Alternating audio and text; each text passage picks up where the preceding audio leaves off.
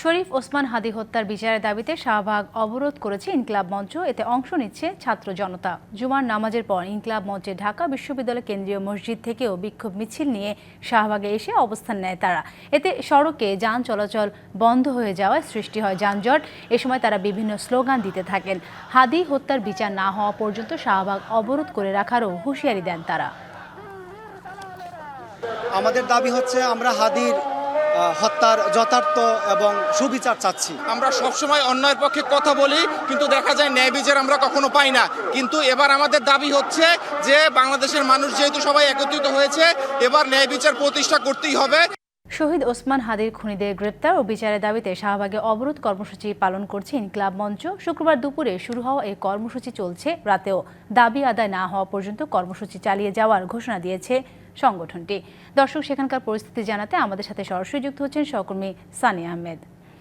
সানি, জানতে চাইব অবরোধকারীরা কি বলছেন আর এখন সেখানকার পরিস্থিতি কেমন দেখতে পাচ্ছেন? এখানে স্লোগানে মিছিলে তাদের দাবির কথা বলছেন। এখানে ওসমান হাদী আজকে 16 দিন হলো গুলিবিদ্ধ হয়েছেন এবং একই সাথে প্রায় 7 দিনের মতো হলো তিনি মৃত্যুবরণ করেছেন। তো এই গুলিবিদ্ধর ঘটনায় ওসমান হাদীর খুনিদের গ্রেপ্তার করে, চিহ্নিত খুনিদেরকে গ্রেপ্তার করে তাদেরকে অতি শীঘ্রই যথাযথ আইনের মাধ্যমে এনে তাদের বিচার সম্পন্ন করার দাবি জানাচ্ছেন এখানকার উপস্থিত আন্দোলনকারীরা।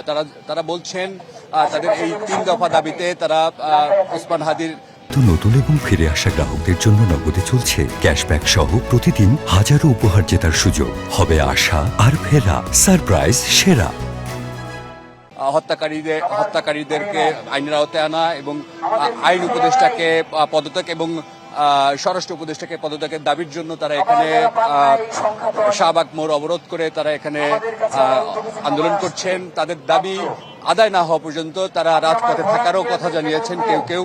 এখানে সকাল থেকেই এখানে এই শাহবাগ মোড় অবরুদ্ধ করে তারা আন্দোলন করছেন এবং তারা আমাদেরকে জানিয়েছেন যত সময় পর্যন্ত হাদী হত্যার নির্দিষ্ট খুনিকে যতক্ষণে গ্রেপ্তার করা না হবে ততক্ষণ পর্যন্ত তারা এই রাজপথ ছাড়বে না। এবং একই সাথে তারা এই সাম্যের কথা বলছেন। তারা এই স্লোগানে তারা বিভিন্ন গান গজলের মধ্যে দিয়ে তাদের এই কর্মসূচি পালন করছেন।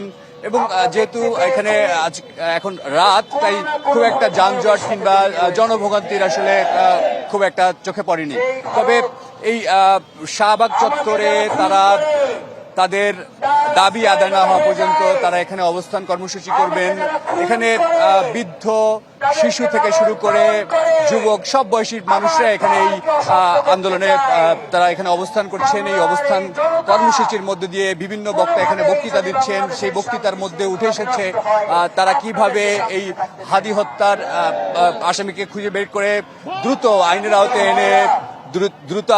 আওতায় এনে তারা খুনিকে বিচার ব্যবস্থার আওতায় এনে এই খুনিকে যথাযথ এবং উল্লেখযোগ্য একটি বিচার করা যায় সেই দাবি তারা তুলেছেন। তো এই ছিল আমার কাছে শাহবাগ থেকে সর্বশেষ। অসংখ্য ধন্যবাদ সানি আপনাকে।